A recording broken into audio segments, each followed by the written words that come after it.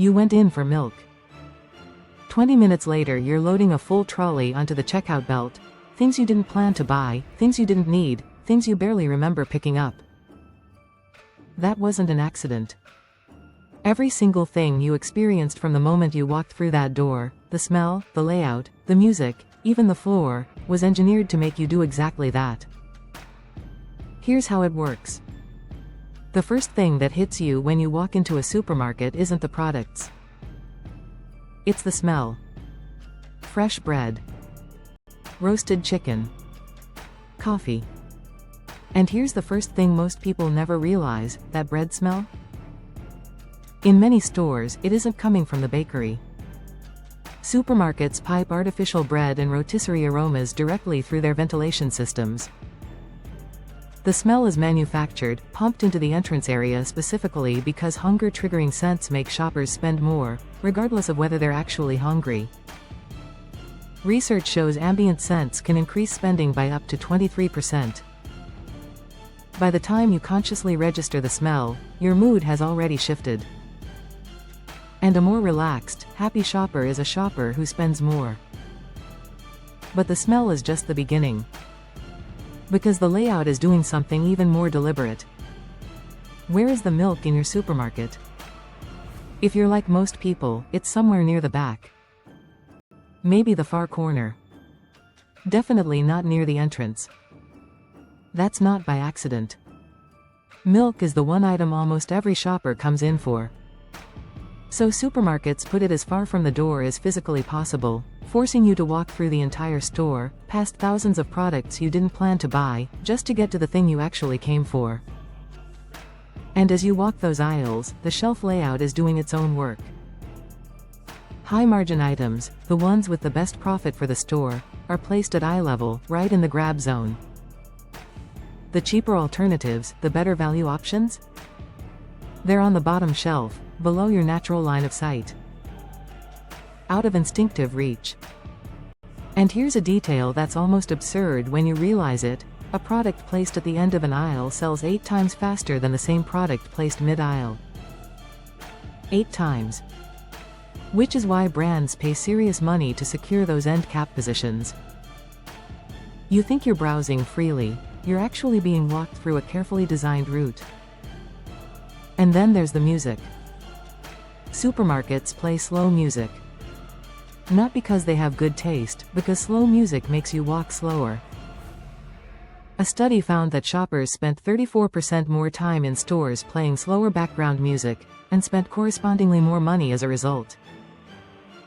There are also no windows in most supermarkets, no clocks on the walls. No natural light to remind you what time it is or how long you've been inside. Researchers call this the casino effect. Casinos do the exact same thing, eliminate every external time cue so you lose track of how long you've been there. And here's the science behind why time matters so much. BrainScan research from Bangor University found that after 23 minutes inside a supermarket, shoppers stop making rational decisions entirely. Their frontal lobe, the logical part, gets decision fatigue and hands control to the emotional brain. The store doesn't need to manipulate you for the whole trip. It just needs to keep you there long enough for your rational brain to tap out. And by the time that happens, you're usually standing near the checkout. Here's a number that puts the scale of this in perspective. The average supermarket carries 44,000 different products. Not because you need 44,000 products, but because the sheer volume of choice overwhelms the brain's decision-making capacity. When faced with too many options, shoppers stop evaluating rationally and start defaulting to familiar, heavily marketed brands, which are almost always the most profitable ones for the store. And then there's the shopping cart. When supermarket owner Sylvan Goldman invented the shopping cart in 1937, it was 2 small wire baskets on a frame. Today's carts have tripled in size. Research shows that simply doubling the size of a shopping cart causes shoppers to buy 40% more. You're not buying more because you need more. You're buying more because the cart feels empty. That's not psychology. That's engineering. You've survived the aisles. You found your milk. You're heading to the checkout. And the store isn't done with you yet. The checkout queue is narrow by design, too narrow to easily take items out of your trolley and put them back.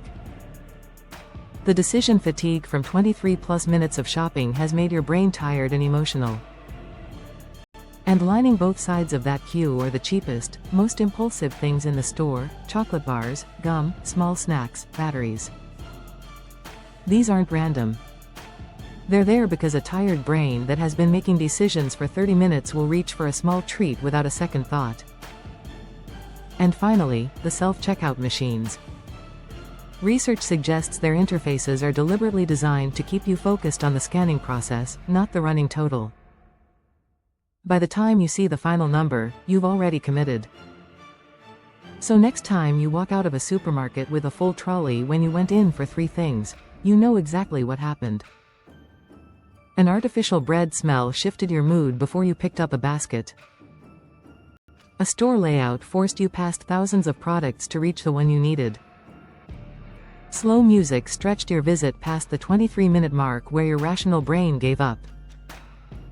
And a cart 3 times bigger than it needed to be made everything feel like not enough. None of it was accidental. All of it was designed. The supermarket isn't a store.